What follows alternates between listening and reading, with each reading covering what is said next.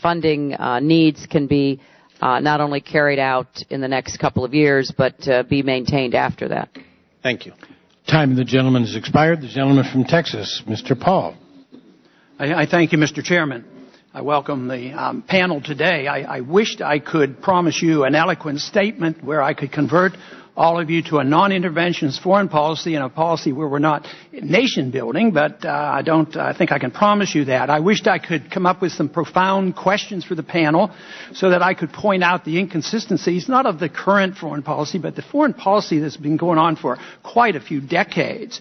But all I can think about are some terms that come to mind that I've learned all the way back in the 1960s when I was serving as a military officer, an Air Force officer for 5 years.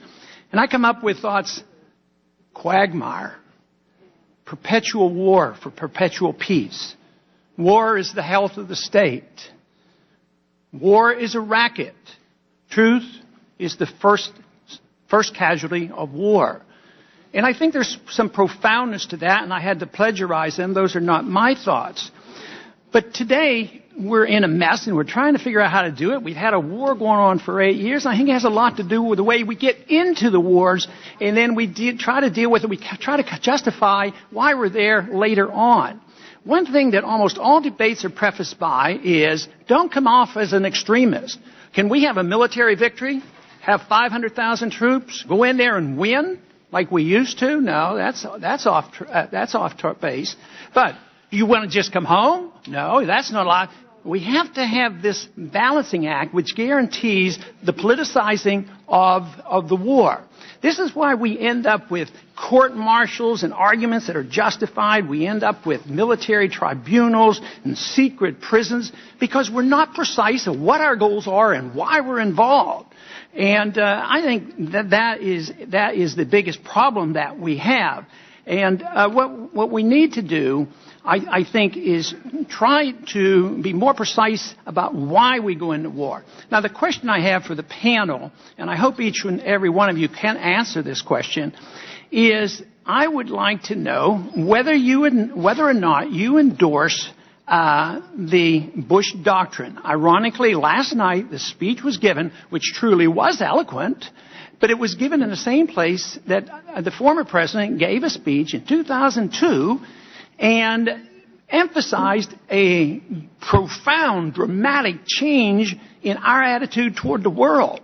And it's recognized now as the Bush Doctrine. I think it's something, maybe one of the most important events in our history when it comes down to foreign policy. So each and every one of you, do you endorse the Bush Doctrine of preventive war, or do you reject it?